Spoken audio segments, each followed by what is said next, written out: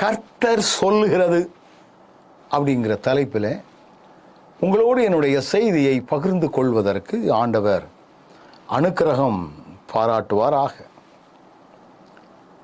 வேதத்தை நாம் வாசிக்கும் பொழுதெல்லாம் அநேக வாக்குத்தத்தங்கள் கிடைக்குமா அப்படின்னு எதிர்பார்ப்போம், வாசிப்போம். கர்த்தர் சொல்லுகிறது அப்படிங்கிற தலைப்பில் எண்ணத்தில் நான் வேதத்தை வாசிக்க ஆரம்பிக்கும் பொழுது சேனைகளின் கர்த்தர் சொல்லுகிறார், கர்த்தர் சொல்லுகிறார் அப்படின்னு சில வார்த்தைகள் வந்ததை என்னால் பார்க்க முடிஞ்சது. அதிலிருந்து ஒரு சில குறிப்புகளை நான் உங்களுக்கு ஞாபகப்படுத்த விரும்புகிறேன். கர்த்தர் சொல்லுகிறது, ஆண்டவர் சொன்னால் சொன்னது தான். நம்ம அடிக்கடி சொல்லுவோம், வானமும் பூமியும் ஒளிந்து போனாலும் அவருடைய வார்த்தைகள் ஒளிந்து போகாது அப்படின்னு சொல்லுவோம். அதே போலத்தான் ஆண்டவர் சொல்லுகிறது என்னவென்றால் அவர் சொல்லுகிறது தான். அப்போ ஆண்டவர் சொல்லுகிற வார்த்தைகளை நம்ம கவனிக்கணும். 1 சாமுவேலின் புஸ்தகம் 15வது அதிகாரம் 2வது வசனம் இப்படி சொல்லுகிறது, சேனைகளின் கர்த்தர் சொல்லுகிறது என்னவென்றால், இஸ்ரவேலர் எகிப்திலிருந்து வந்தபோது அமலேக்கு அவர்களுக்கு வழிமறித்த செய்கையை மனதிலே வைத்திருக்கிறேன். ஆண்டவர் சொல்லுகிற ஒரு காரியத்தை பாருங்கள், மனசிலே வச்சிருக்கிறேன், மனதிலே வைத்திருக்கிறேன். அப்படி சொல்றது யார்? சேனைகளின் கர்த்தர். எதை மனசுல வச்சிருக்கிறாரு? எதை மனசுல வச்சிருக்கிறாரு? சிலரை பார்த்தீங்கன்னா யாரோ ஒருவர் தங்களுடைய வாழ்க்கையிலே தவறு செய்திருந்தாங்கன்னா, நமக்கு ஏதாவது ஒரு காரியம் செஞ்சுருந்தாங்கன்னா அதெல்லாம் மனசில் வச்சுக்கிட்டு எவ்வளவு நாளானாலும் அவர்களை வஞ்சம் தீர்த்தல். நம்முடைய ஆண்டவர் கூட வன்மத்தை பேணுகிறார். இந்த பகுதியில் வரக்கூடிய வார்த்தை நமக்கு தெளிவாக சொல்லுகிறதனுடைய காரியம் என்ன? வேதம் நமக்கு தெளிவாக நமக்கு கற்றுக் கொடுக்கிற காரியம் என்ன? இஸ்ரவேலர் எகிப்திலிருந்து வந்தபோது ஆண்டவர் அவருடைய பிள்ளைகளாகிய இஸ்ரவேல் ஜனங்களை எகிப்திலிருந்து அழைத்து கொண்டு வருகிறார். அவர்களுடைய பயணங்களுக்கு இடையூறு பண்ணுகிறவர்கள் அமலேக்கியர்கள். அவர்களுக்கு இடையூறு பண்ணினார்கள் என்று சொல்லி வேதம் சொல்கிறது. யாத்ராகமம் 17வது அதிகாரம் 8வது வசனத்திலிருந்து நீங்கள் வாசித்து பார்த்தீங்கன்னா அவர்களை குறித்த அந்த செய்தி தெளிவாக நமக்கு இங்கே சொல்கிறது. 8ஆம் வசனம், அமலேக்கியர் வந்து ரெவிதீமிலே இஸ்ரவேலரோடே யுத்தம் பண்ணினார்கள். அவங்க பாம்போல வந்துகிட்டு இருக்காங்க, இவங்க வந்து சண்டை, தானா போய் சண்டை போடுதாங்க. எவ்வளவு பெரிய ஒரு காரியம்! இதை ஏன் ஆண்டவர் மனசில் வைக்கணும் அப்படிங்கிற ஒரு எண்ணம் எனக்குள்ள வந்துச்சு. நீங்களும் நானும் ஆராதிக்கிற நம்முடைய ஆண்டவர், நான் அவருடைய பிள்ளைகள் அப்படிங்கிற ஒரு நிச்சயத்தோடு வாழ்வேனே என்றால், அப்போ அவருடைய பிள்ளைகள் மேலே அவர் கண்காணியாக இருக்கிறார், கரிசனையாக இருக்கிறார். சிசிடிவி கேமராவை போல அவருடைய பிள்ளைகள் மேலே கண்ணும் கருத்துமாக இருக்கிறாரு. அப்போ அவருடைய பிள்ளைகளை யார் வழிமறிக்கிறா? யார் அவர்களுக்கு இடையூறு பண்றா? யார் அவர்களுடைய மனசை வேதனைப்படுத்துறா? யார் அவர்களுக்கு துன்பம் கொடுக்கிறா? யார் அவர்களுடைய வாழ்க்கையில குறுக்கீடு செய்கிறா? இதெல்லாம் மனசுல வைக்கிறார், இதெல்லாம் மனசுல வைக்கிறார். அமலேக்கியர்கள் ஆண்டவருடைய பிள்ளைகளுடைய வாழ்க்கையில குறுக்கீடு செய்தார்கள், யுத்தம் செய்தார்கள். இதை மனசுல வச்சு பல ஆண்டுகளுக்கு பிற்பாடு அவர் இதை அழகாக சவுல்கிட்ட சொல்றாரு, நான் இன்னும் அதை வச்சிருக்கிறேன், அதனால அந்த அமலேக்கியர்களை அழிச்சு போட்டுறணும் அப்படின்னு அவர் சொல்றார். எண்ணாகமம் 24:20 நீங்கள் வாசித்து பார்த்தால் இவ்விதமாக அங்கே சொல்லுகிறதை நீங்கள் பார்க்க முடியும்.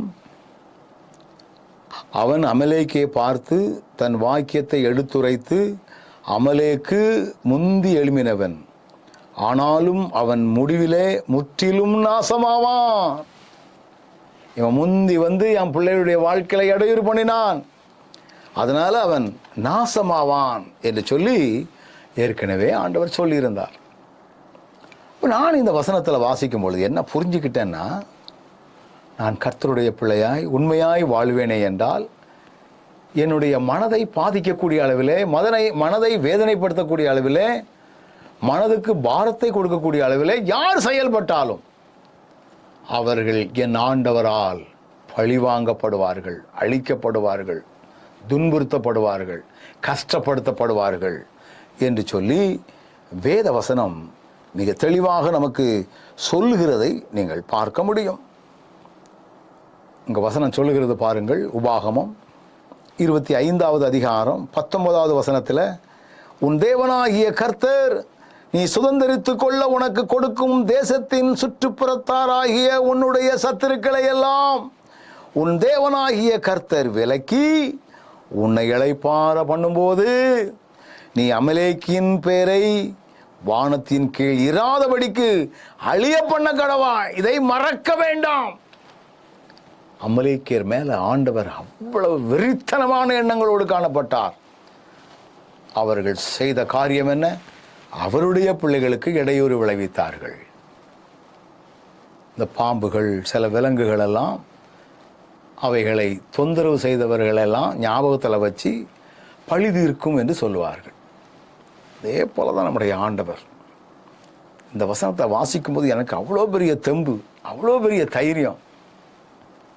என்னை வேதனைப்படுத்துகிறவர்கள் யாராக இருந்தாலும் என் ஆண்டவரால் பஞ்சம் தீர்க்கப்படுவார்கள், அழிக்கப்படுவார்கள்.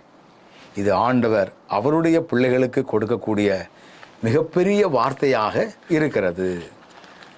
இரண்டாவதாக 1 சாமுவேலின் புஸ்தகம் 2வது அதிகாரம் 30வது வசனத்தில் ஆண்டவர் சொல்லுகிறார் பாருங்கள்.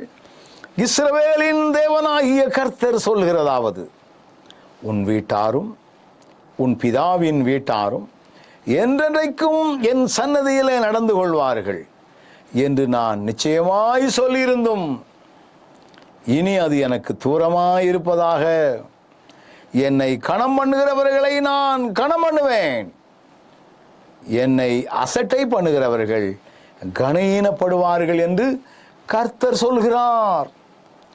இதில் வசனம் அழகா நமக்கு சொல்கிறது, கனஈனப்படுவார்கள் அப்படின்னு ஆண்டவர் சொல்கிறார். கணம் பண்ணுகிறவர்களை நான் கணம் பண்ணுவேன். ஏலிக்கு அருமையான பிள்ளைகள் இருந்தார்கள். ஒரு ஆலயத்தில் ஆசாரிய பணியை செய்து கொண்டு வரக்கூடியவர் ஏலி என்று சொல்லக்கூடிய ஒரு ஆசாரியன். அந்த அவர்களுடைய பிள்ளைகளோ ஆண்டவருக்கும் அவர்களுக்கும் சம்பந்தமே இல்லாதபடி அவர்கள் வாழ்ந்து வந்தார்கள். துன்மார்க்கமான செயல்பாடுகள் அவர்களுக்குள்ள இருந்துச்சு அப்படின்னு வேதவசனம் சொல்லுகிறது. அதனால தான் ஆண்டவர் சொன்னார், கனஈனப்படுவார்கள், அவர்கள் என்னை கனம் பண்ணவில்லை. ஒரு அருமையான ஊழியக்காரனுடைய பிள்ளைகள் தான், அவங்களுடைய நிலைமை மிகவும் மோசமானது. யாரெல்லாம் ஆண்டவரை அசட்டை பண்ணுகிறார்களோ, ஆண்டவருடைய ஆலயத்திலே ஆண்டவர் மகிமையடையக்கூடியவர், ஆண்டவர் ஒருவரே மகிமைக்குரியவர், அங்க போய் நின்றுகிட்டு தனி மனிதனுடைய பந்தா காரியங்கள் இருக்கும் என்றால் கனஈனப்படுவார்கள். கர்த்தருக்கு முன்பதாக தாழ்மைப்படுங்கள் என்று வேதம் சொல்கிறது. இந்த தாழ்மையான காரியங்கள் அங்கே இல்லை. ஆண்டவரை தான் நம்ம கனம் பண்ணணும்.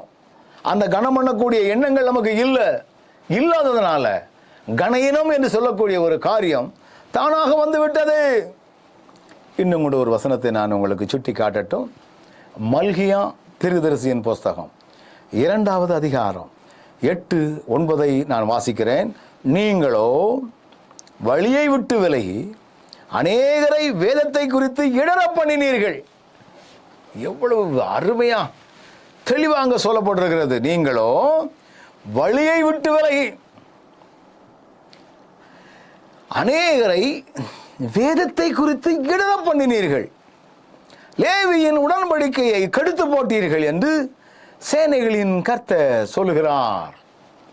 நீங்கள் என் வழிகளை கை கொள்ளாமல் வேதத்தை குறித்து பட்சபாதம் பண்ணினபடியால் நானும் உங்களை எல்லா ஜனத்துக்கு முன்பாகவும் அற்பரும் நீசருமாக்கினேன்.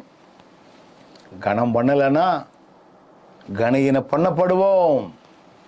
இது ஆண்டவருடைய வார்த்தை. ஆண்டவரே, நாங்கள் எப்படியெல்லாம் உம்மை கனம் பண்ண வேண்டுமோ அப்படியெல்லாம் உம்மை கனம் பண்ணுவதற்கு தேவையான கிருபைகளை நீர் எங்களுக்கு தந்தரலும். வேதம் சொல்லுகிறது பாருங்கள். சங்கீதம் 50:23 வாசித்து பார்த்தால், ஆசா என்று சொல்லக்கூடிய ஒரு தேவனுடைய மனிதன் சொல்லுகிறார், ஸ்தோத்திர பலியிடுகிறவன் என்னை மகிமைப்படுத்துகிறான்.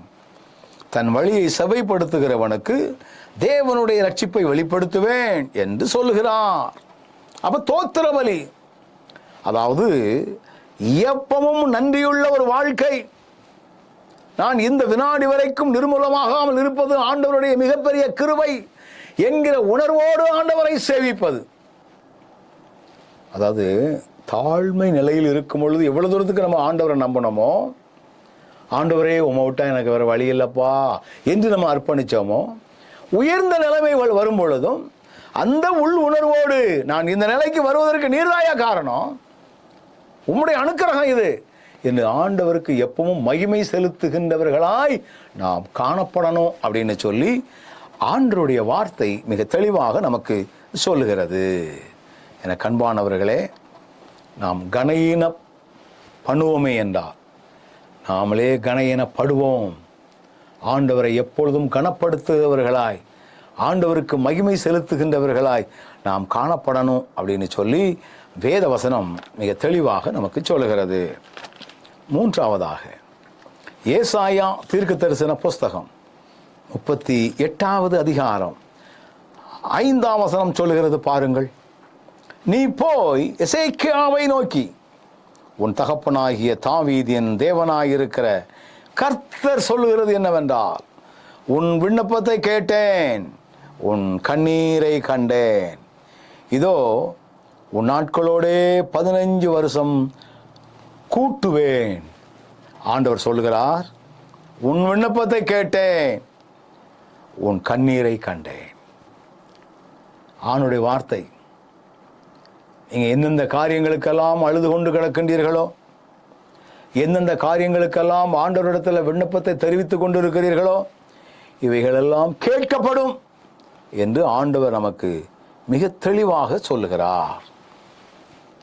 எசேக்கியா என்று சொல்லக்கூடிய ஒரு அருமையான ராஜா, நெருக்கடி காலம், அவருக்கு நிர்பந்தமான நிலை, தன்னுடைய சரீரத்தில் வியாதி, வீட்டு காரியத்தை ஒழுங்குபடுத்தும், இனி பிழைக்க மாட்டீர் என்று தீர்க்கனுடைய வார்த்தை வந்தது. எனினும் அவர் என்ன செய்தார்?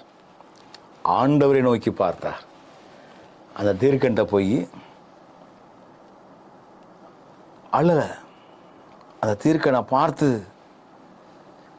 என்ன செய்யலைன்னா, உங்கள் வசனம் சொல்லுது பாருங்க, 3ஆம் வசனத்தில், நான் உமக்கு முன்பாகவும் உண்மையும் மன உத்தமமாய் நடந்து உமது பார்வைக்கு நலமானதை செய்தேன் என்பதை நினைத்தரலும் என்று விண்ணப்பம் பண்ணி எசேக்கியா மிகவும் அழுதான். வீட்டு காரியத்தை ஒழுங்குபடுத்தும், பிழைக்க மாட்டீர் என்று சொன்ன இந்த ஏசாயா தீர்க்கதரிசன இடத்துல வந்து இன்னைக்கு நம்முடைய கிராமங்களில் அல்லது மக்கள் மத்தியில் இப்படி ஒரு வார்த்தைகள் பரவலாக பேசி கொண்டிருப்பார்கள். முந்திலாம் வீடு வீடாக குடுகுடுப்பக்காரன் வருவான். குடுகுடுப்பக்காரன், நல்காலம் புறக்கட்டும் நல்காலம் புறக்கட்டுன்னு ஒரு குடுகுடுப்பக்காரன் வந்து ஏதோ ஒன்று சொல்லுவான். சில நேரத்தில் இப்படிலாம் சில அழிவுகள் வருது அப்படிங்கிற ஒரு எச்சரிப்பை கூட அவன் சொல்லுவான். இதை கேட்கிற மக்கள், சாமி இதுக்கு என்ன பரிகாரம் சாமி அப்படின்னு கேட்பான். இந்த காலத்திலும் நிறைய ஊழியர்கள் வீட்டுக்கு ஜெபம் பண்ண வருவார்கள். ஜெபித்து விட்டு உங்கள்கிட்ட இருக்கக்கூடிய சாபமான காரியங்கள் என்ன அப்படின்னு சொல்லுவாங்க. உங்ககிட்ட இப்படி ஒரு தகடு வீட்டுக்குள்ளே இருக்குது, உங்களுக்கு இவங்க செய்வனை வச்சுருக்காங்க, ஜெபத்தில் தெரியுது அப்படின்னு அழகாக சொல்லிட்டு போயிடுவாங்க. உடனே இதை கேட்குற மக்கள், ஐயா இதுக்கு என்னையா நாங்கள் செய்யணும், இதுக்கு நாங்கள் என்ன செய்யணும்? உடனே அவங்க சொல்லுவான், நீ அந்த கோழியை கொண்டா, அதை கொண்டா, இதை கொண்டா, அல்லது காணிக்கையை கொண்டா, துட்டை கொண்டா, நான் எல்லாத்தையும் நிவர்த்தி பண்ணிடுறேன் அப்படின்னு சொல்லுவாங்க. இந்த ஏசாயா தீர்க்கதரிசிட்ட போய் இந்த எசேக்கியா வீட்டு காரியத்தை ஒழுங்குபடுத்தும்னு சொன்ன உடனே வேற ஒண்ணுமே சொல்லலை. உடனே இவனாகவே ஆண்டவரை நோக்கி பார்க்கிறான். நீங்க இந்த பகுதியில் தெரிந்து கொள்ளக்கூடிய காரியம் இதுதான். உன் வாழ்க்கையில் நடக்கக்கூடிய காரியங்கள் இது என்று சொல்லி தெரிந்த பிற்பாடும் ஆண்டவரை பற்றி கொள்ளுகிறான். ஆண்டவரே நீர்தான்.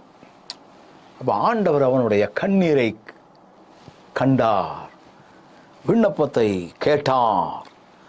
அதனால உடனடியாக அந்த ஜெபத்துக்கெல்லாம் பதில். ஏசாயா தீர்க்கதரிசனுடைய வார்த்தைகளை கேட்டு எசேக்கியா ராஜாவுக்கு ஆயுசு நாளை கூட்டி கொடுத்தார்னு சொல்லல. இந்த ஏசாயா தீர்க்கதரிசினால்தான் எசேக்கியாவுக்கு இவ்வளவு பெரிய வாழ்வு வந்ததுன்னு சொல்லல. நேரடி தொடர்பை இயேசு ஆண்டவரோடு ஏற்படுத்திக் கொள்கிறான். அந்த ஏசாயா தீர்க்கன் கூட, நீ ஒன்றும் கவலைப்படாத, உனக்காக நான் பரிந்து பேசுறேன், உனக்கு அப்படி சொல்லல. ஆனா இந்த காலங்களில் நடக்கக்கூடிய சில காரியங்கள் கொஞ்சம் மாற்றம் அடைந்து இருக்கிறது. கொடுக்கக்கூடிய காணிக்கை மட்டும் தந்துருங்க, நாங்கள் உங்களுக்காக ஜெபம் பண்ணுறோம், நாங்கள் உங்களுக்காக ஜெபம் பண்ணுவோம், கடவுள் உங்களுக்கு ஒரு பெரிய ஆச்சரியம் செய்வார் அப்படின்னு ஜனங்களை ஆண்டவரை நோக்கி பார்ப்பதை விட்டுவிட்டு தங்கள் பக்கமாக திருப்புகிற ஒரு காலம். அன்னைக்கு எசேக்கியாவினுடைய ஜெபத்தை ஆண்டவர் கேட்பதற்கு ஆண்டவரை நோக்கி பார்த்தான். அதனாலதான் வசனம் சொல்லுது, ஆபத்து காலத்திலே என்னை நோக்கி கூப்பிடு.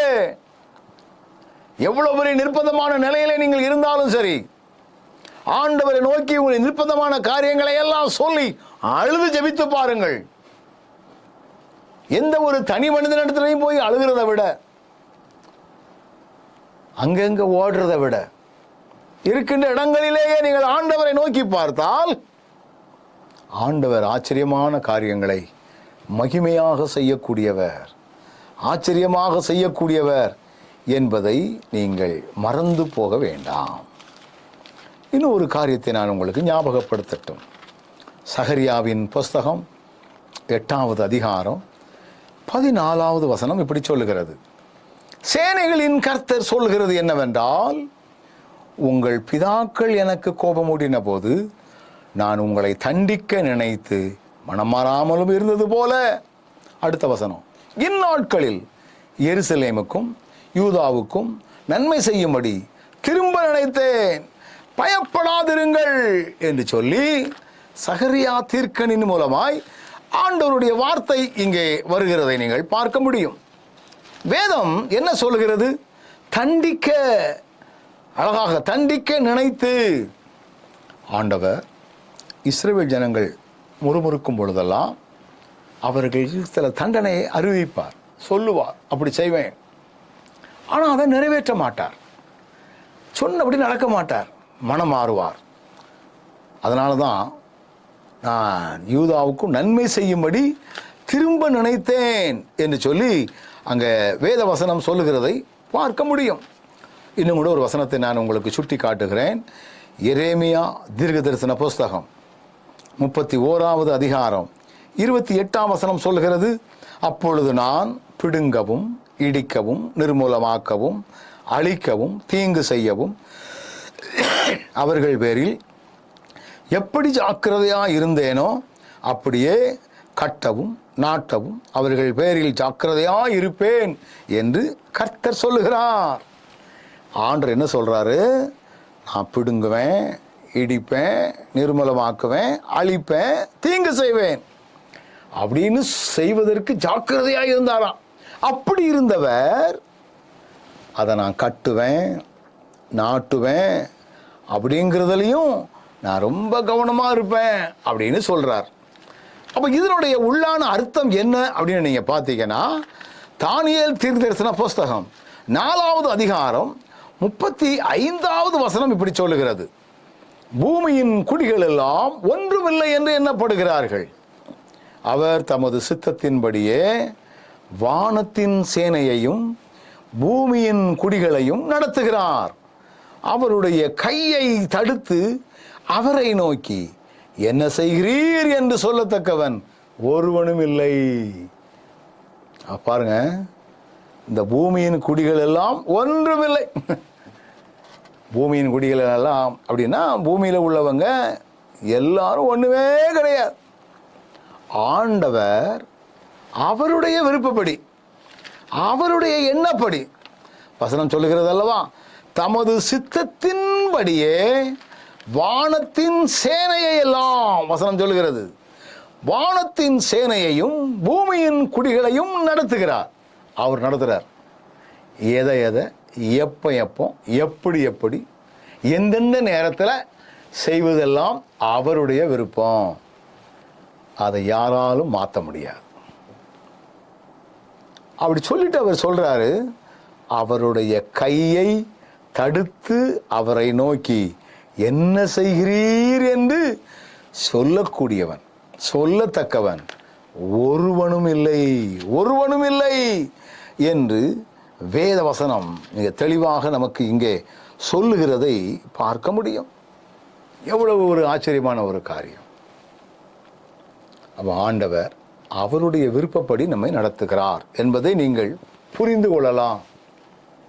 கர்த்தர் சொல்கிறார், நான் என் விருப்பப்படியே உன்னை நடத்துவேன். இடிக்கன்னா இடிப்பேன், கட்டன்னா கட்டுவேன். அப்போ நாம் என்ன செய்யணும்? ஆண்டவருடைய கரங்களுக்குள் அடங்கி கிடக்கணும். நீர் நடத்த ஆண்டவரே, நீர் என்னை இடித்தாலும் சரி கட்டினாலும் சரி உம்முடைய விருப்பத்திற்கே நான் என்னை அர்ப்பணிக்கிறேன் அப்படிங்கிற ஒரு எண்ணம் நமக்குள்ளே இருக்கணும். அப்போ கர்த்தர் சொல்லுகிறார், என்ன சொல்லுகிறார்?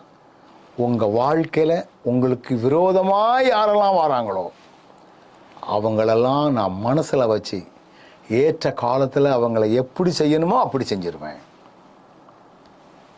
யாரெல்லாம் ஆண்டவரை கனம் பண்ணலையோ அவங்க தன்னால் கனயீனப்படுவார்கள். ஆண்டவர் சொல்றார், உங்களுடைய ஜெபத்தை நான் கேட்கிறேன். அவருடைய பாதபடியிலே நான் வடிக்கிற கண்ணீர், ஆண்டவர் அதில் கவனமா இருக்கிறார்.